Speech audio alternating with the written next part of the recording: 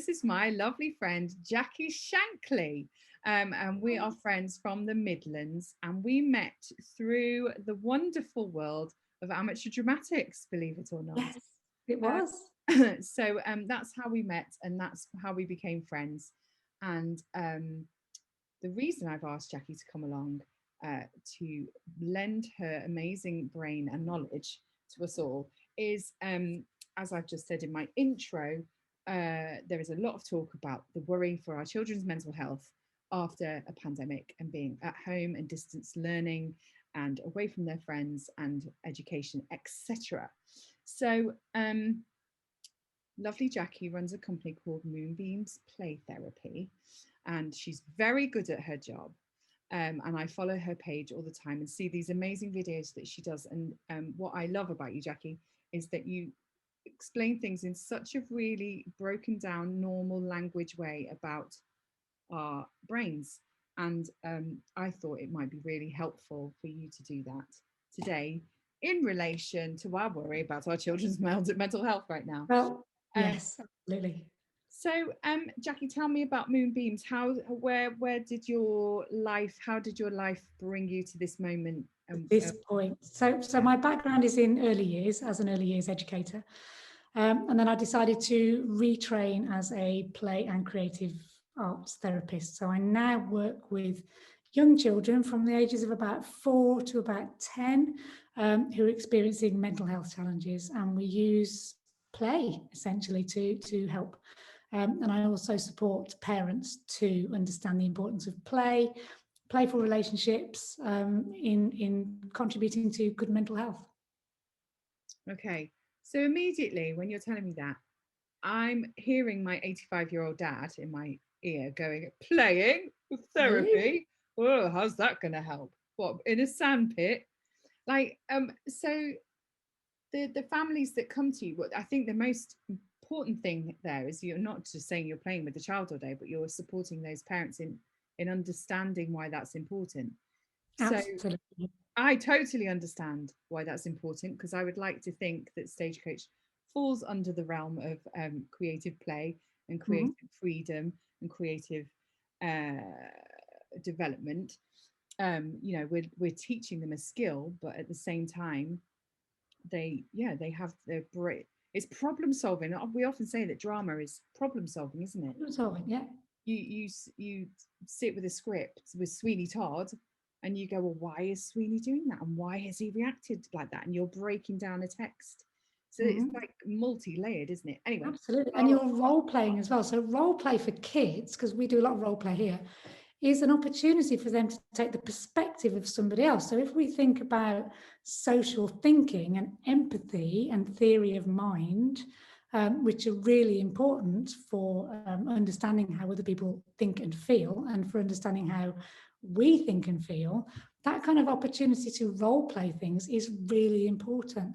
And lots of kids will spontaneously role play in my playroom. I'm pointing over there because it's over there. And I have, I get put into all kinds of roles. Sometimes I have to be a wicked teacher. Sometimes I have to be a policeman taking everybody to prison. And through role play, kids will act out what's bothering them. And they will also act out a solution to that problem. So, they'll do all kinds of different scenarios to look at the problem from different perspectives and then solve it with their own nous, which is amazing when you see that happening.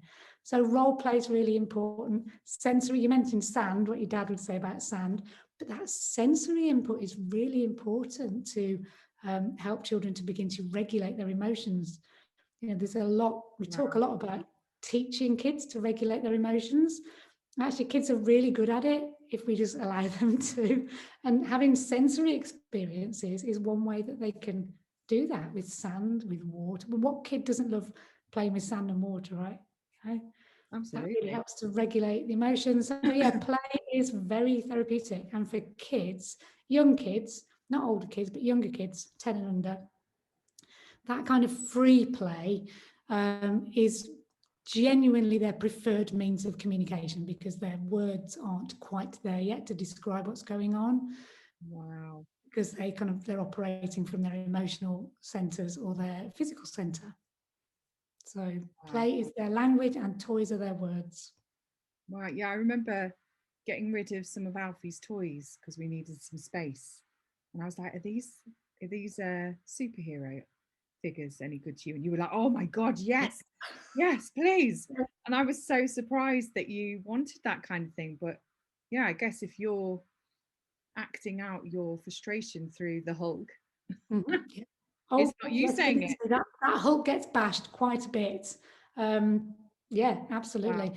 And even think about role playing being a superhero. So the way that humans work is that we take our brain signals from what's going on in our bodies. So if you adopt a stance of being powerful, you feel powerful.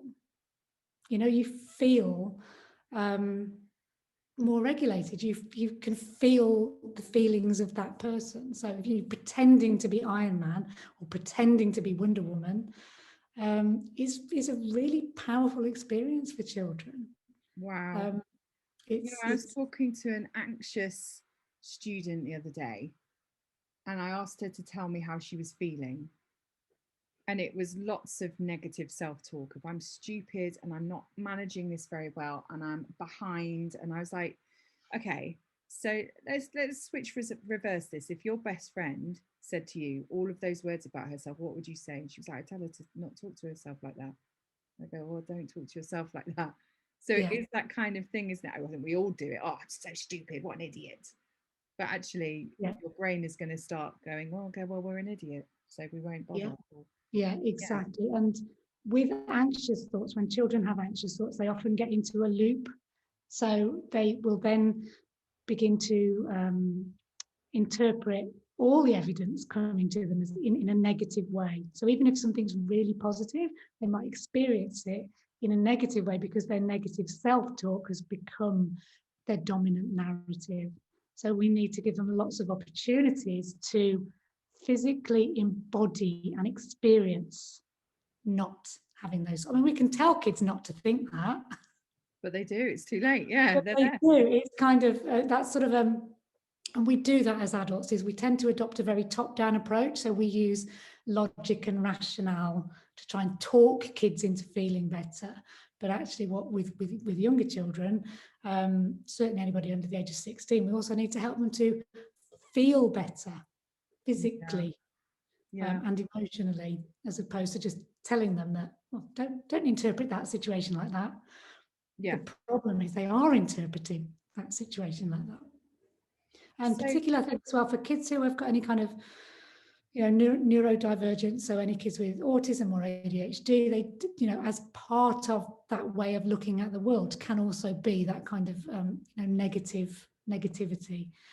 So we particularly need to help kids experience those things to physically feel really good about themselves, doing things that make them feel good. They're not yeah, frivolous, they're really important. and find and in the process, finding your tribe who like doing it with you. Yes, yes, Yeah, and I absolutely. I see that a million times. The amount of times that parents have said, "Oh, they have a really hard time making friends at school, but at Stagecoach they're fine. What are you doing right?" And I'm like, they've got their tribe around them. They're all loving what they're doing. They're just enjoying themselves and they're doing it together. Not Absolutely. forced. And I they don't get, sit them together. I don't pair them. It's not matchmaking. It just happens. they're enjoying something, they've got that social experience of enjoying it together, which is also really important, that kids get to experience things with other kids who are also enjoying it. You've also got there, I should imagine, at Stagecoach, a structure to the day. And actually, that's really important for kids as well. So it's a safe environment in which to let themselves go a little bit. Yeah, Whereas absolutely. sometimes in school, I should imagine that it's not always safe to let yourself go because actually, you might get some peers having a go at you or a teacher having a go at you. So, but in Stagecoach, actually, you've created a safe structure where children can explore lots of different sides of themselves in a safe environment with other kids who get it as well. Yeah, It's really important.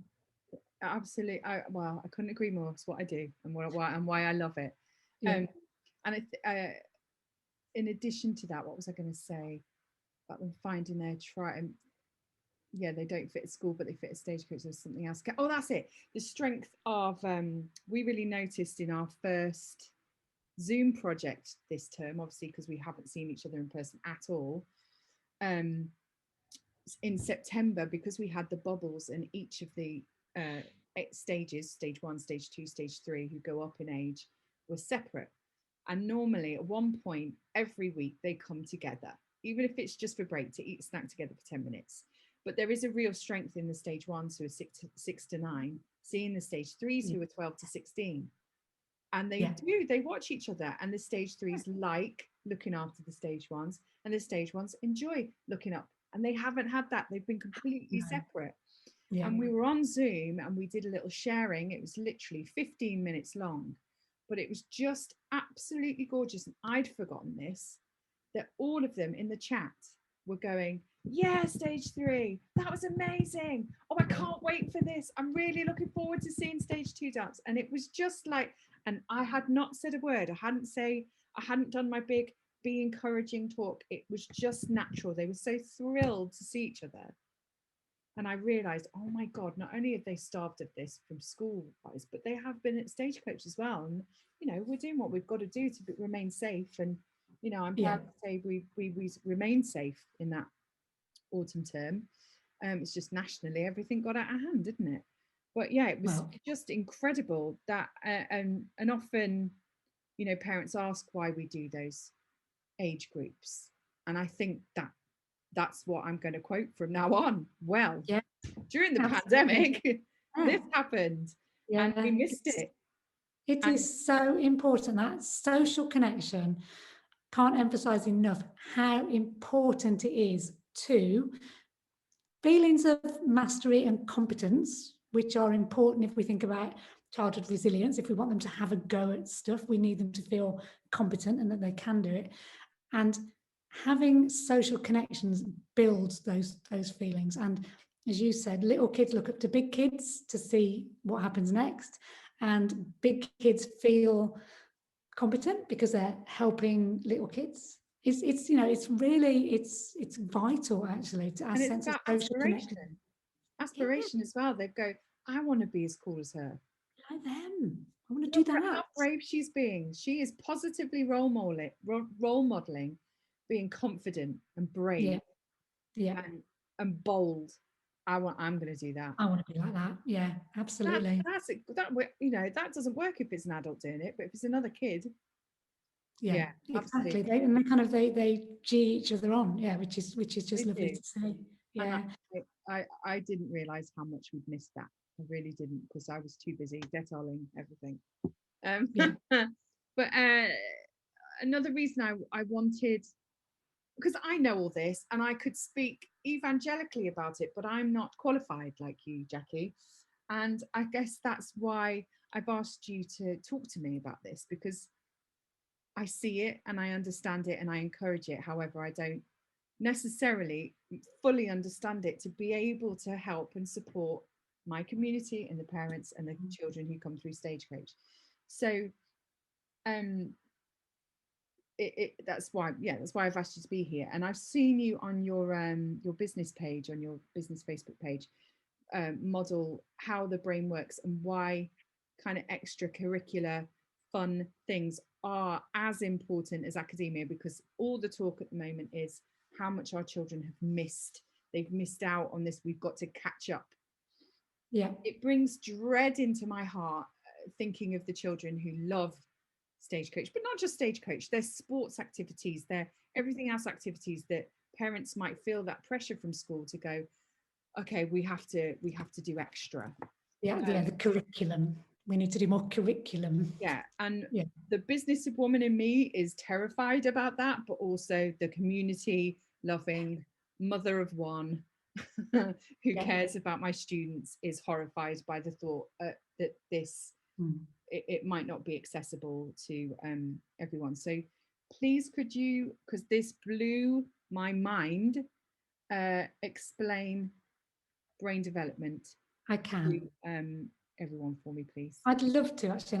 Here's a prop I prepared earlier. Oh, thank you. So this is based on the idea of the neurosequential model of brain development, which is an idea, it's not an idea, it's a theory by Dan Siegel and others. And this is that our brains develop in a set sequence throughout childhood, early childhood, middle childhood, later childhood, into early adulthood. This is only finished by about the age of 24. And it's also important to know that brains only develop in the context of social relationships. So we all are born with so many neurons that are just kind of flying around the brain, doing nothing in particular. And then in relation to what happens in our environment and the social relationships, those connections form. And they form in a certain sequence. So the first bit to be formed is what we call the brain stem. And this is formed from conception, actually. This happens the minute the sperm meets the egg, the neural tube begins to form. So actually the uterine environment is really important. So the bit that's forming is, I know, right? It is amazing. And I mean, on a separate topic, because I work with a lot of foster families and adoptive families who, maybe they adopted their children very, very young, but these children still have sensory needs and things from maybe an inhospitable uterine environment. Wow. So it's deep and heavy stuff. I'm not going to go that deep right now. All we need to know right now is that the first bit that gets developed is actually what we know as the brain stem. And I'm going to, this is my little cube here. And this is responsible for all the things we're not aware of, such as being able to feel hot and cold, such as our eyes dilating if it's bright or not bright, temperature control, sweating, the fact that your hairs stand up, all of those things that we are completely unaware of, heartbeat, heart rate, are all triggered by this little bit of the brain stem. Along with what we call the fight, flight, and freeze response. So, child experiences discomfort. So, say your baby's nap is full, they'll cry because their fight, flight, freeze response is triggered. The adult will come and settle the baby, and the baby will become regulated again. So that's your brain stem. That's where cortisol gets produced. So cortisol essentially puts your body into fight, flight, and fright. It's a stress hormone. We need a little bit, because if we didn't have any, we'd basically just, let life happen. We need a little bit, but we don't want too much. We don't want toxic cortisol. We don't want too much. The next bit to develop, so we talked about the baby being a bit dysregulated. A parent comes and rocks it, settles it. That's kind of your social part of your brain. And that begins to develop through early childhood right until you're in your 20s. All of those acts of rocking and kindness and all the things that happen in your social environment calm your amygdala. So all of the things that we think of as, the things that are important in childhood, play, creativity, love, connection, attachment, all of those things build kind of a solid base here in the brain that regulates the stress hormone. So without the social connections, we can't regulate our stress hormones. Kids can't self-regulate. They need an adult around them to help them do it. Which is why, if your kid's feeling a bit anxious, they want you. They kind of get a bit, because they need you to help them regulate this stress. Can't do it on their own. So that's really important, to regulate the stress. And then the final bit that gets developed is our logical, rational thinking brain. So this is the bit of the brain that remembers facts and can rationalize and can do quadratic equations or learn another language. All of those things happen in the cognitive bit of the brain. That only is fully developed by the age of 24. Wow. I know, it's like, I still feel 24. Mine's going offline again now because I'm over 50. That's it. I've had it. I'm back in my emotional brain now. So this is the bit that is kind of the thinking bit, and this is the logical bit. So this is where, when you were talking to the little girl earlier about, well, tell your thoughts this, but actually her thoughts are emanating here, and her cognitive brain might not be working yet, might not be fully online yet, because it's still developing. But the important bit to remember is this kind of, the pathways here work up and down. So if there's any sense of danger or stress or cortisol, we can't think it right. We have to feel it right. You know, we have to engage in those social relationships to be able to regulate that stress and that cortisol. The other thing to remember is that cortisol is toxic to this bit. So it will actually, if we have elevated cortisol for too long, it will begin to damage these neurons and these connections. We won't be able to think straight. And we've all been in those situations where you're really stressed and you just can't think straight. I mean, that I'm sure you have. Yeah, and you take yourself away and then you go back to whatever task you're trying to do and it's easier. Yeah, exactly. So if you can, instead of trying to think things through, if you can engage in something pleasurable and enjoyable, actually your thinking bit will come back online. You'll be able to think straight. So it's all about balance for all of us, for kids and adults and everybody. It's about having the balance of the three. We need the stress response because otherwise we wouldn't, when you do that performance and you feel that adrenaline, you kind of need that to be on the top of your game. But you also need to have a strong social connections to be able to regulate that so that you don't just become paralyzed with fear. And you also need your logical bit. You need all three. You can't just have one or the other. You can't just concentrate on this bit and neglect this bit. You need all three of them together so that they can kind of work up and down. To build strong brains, we have to have social connection, emotional regulation. We need the lot. We need the whole caboodle. And it's really important. This bit is so important that we shouldn't abandon it in pursuit of this. And this is getting back to your original point about this catch-up agenda. What we're catching up, what they're talking about is catching up with this bit. They also need to catch up with this bit. They really do. That has been missed. And without that, you're going to get mental health problems. You're going to get too much cortisol, too much stress. We need all three. We need a balance. We need it to look like Amazing. that. It's just so brilliantly explained. It's like I say, something I know and I feel and I carry out in my everyday life, but trying to explain that to someone who might be struggling to help their children is really difficult when I'm not qualified to, and you are. So thank you. Very, very. You intuitively know, because I think we all do. And we've all been in that situation where a cognitive task is really hard. The more we concentrate on it, it doesn't suddenly get any easier. But if we go and do something pleasurable and come back to that task, it's easier. So when Joe Wicks, king of the country right now, says, exercise is good for your mental health, he's absolutely right, isn't he? Absolutely right, because it's regulating that cortisol. Yeah, absolutely. It is.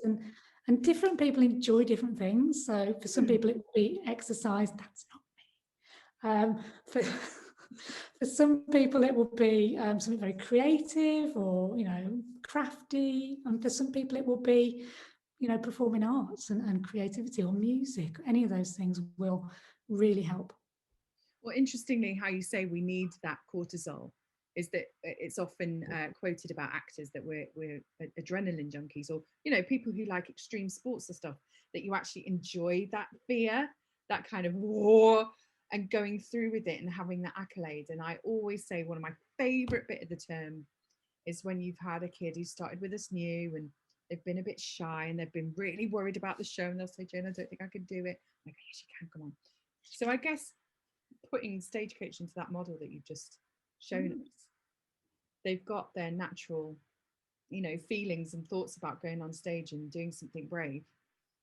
And I hope we are that lovely middle layer that not only teaches them what to do and gives them the confidence because we've taught them how to do it as best we can, but all of us around it are the social aspect of Stagecoach as well, and having those older children to look up to and go, yeah, because that's what you don't see when you're watching a show, is that the support of the students towards each other, but also us as a team of teachers, and that whole loving environment to be able to do something brave.